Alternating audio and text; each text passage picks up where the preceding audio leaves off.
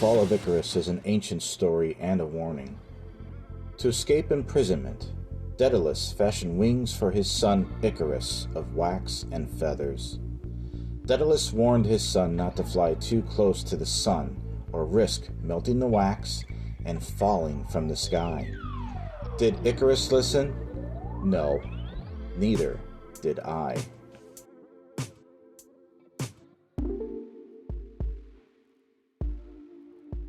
Having big ambitions for the paint job on this El Camino, I wanted a chrome base with a candy purple. I always try to use what I have on hand, so that meant Revel Chrome Spray and Tamiya's Clear Red and Blue.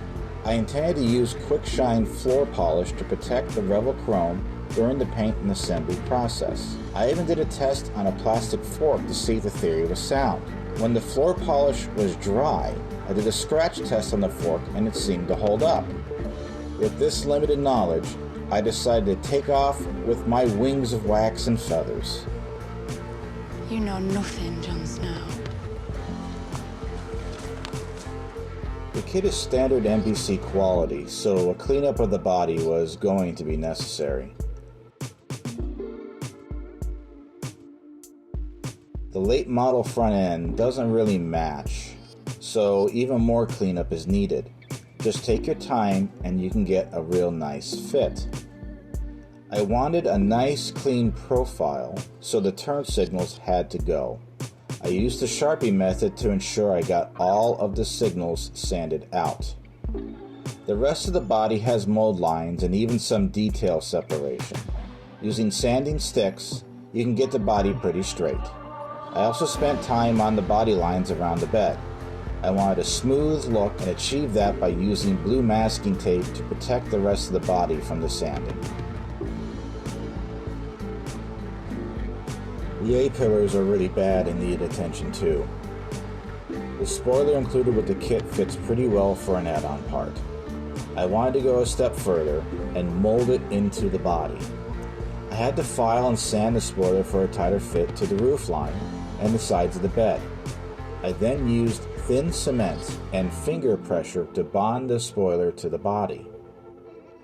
While the spoiler dried, I went back to the front clip for more test fitting and to see if the hood would still fit. Satisfied, I committed to gluing the front clip on, again with pressure from my fingers to get as tight a bond as possible. I also had to pull the fenders outward so they aligned with the front clip.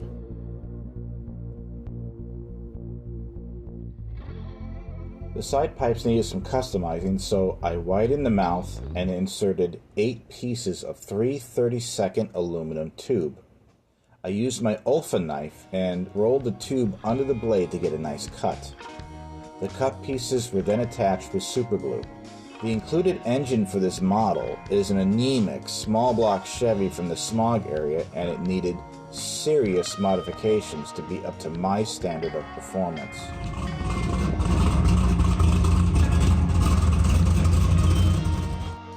With spare parts from a Le Mans Corvette kit, I made the small block very aggressive while still fitting under the flat hood of the El Camino. Next, I pre-drilled the holes for the spark plug wires and Weber carburetors. The fuel lines and throttle linkage included with the Le Mans kit are very delicate, and I wanted them to fit well. While the carburetors were still movable, I installed the linkage and did a dry fit of the fuel lines. The radiator core is a 2-piece affair and the fit is poor, so sanding is needed to tighten it up. With the cement dry on the spoiler, it was time to fill the gap. I applied baking soda into the gap, then dripped thin super glue on the baking soda. You get a solid filler when the glue dries. I then moved on to the panel lines and scribed them with the back of an old X-Acto. There were going to be multiple layers of paint on this build, and I didn't want to lose those lines. Since my eyes were on the body, I noticed some sinkholes on the nose and decided to remove the windshield wipers as they looked like they were just drawn on.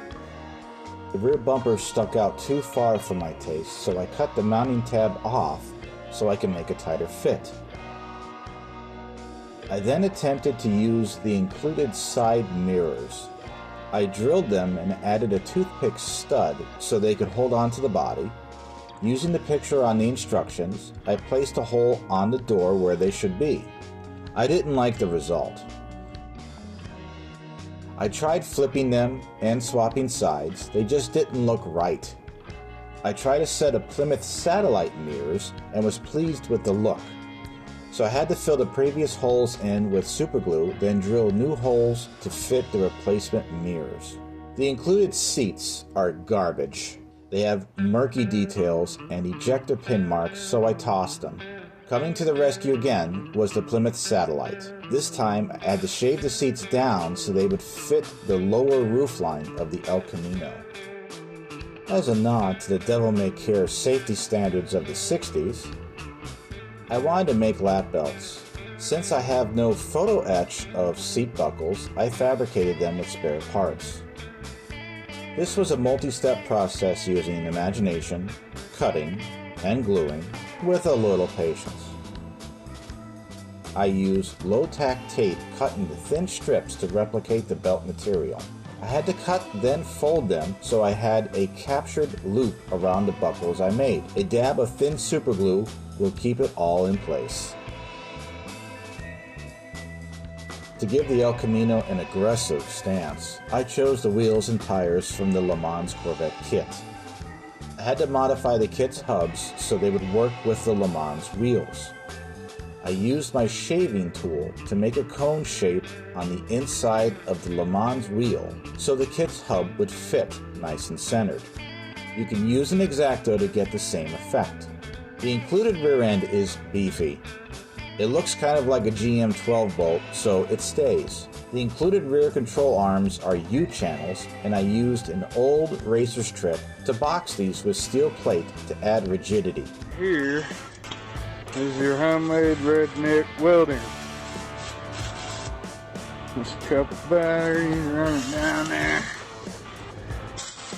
And bam. Just like that. See that? It works. Homemade redneck welding. Portable. Cheaper than $9,000. To replicate the look, I glued the open end of the arms to a sheet of styrene. When the glue was dry, I trimmed them out and sanded them smooth. The rear springs from the kit resemble a Rotini. I have a buddy who donates machine shavings to our model club. These shavings can resemble springs, so they are going in.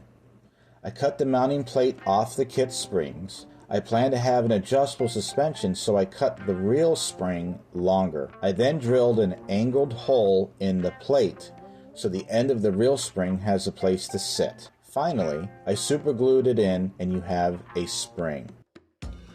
Since I wanted the rear suspension adjustable, I had to lengthen the shock towers. I snipped off the original ones, sanded the surface smooth, then drilled holes big enough for a styrene rod to slip in. This extension allows the rear end to travel up and down, thus adjusting the ride height. At this point, the body was airbrushed with Tamiya Flat Black, followed by Tamiya Gloss Clear, then given a coat of floor polish.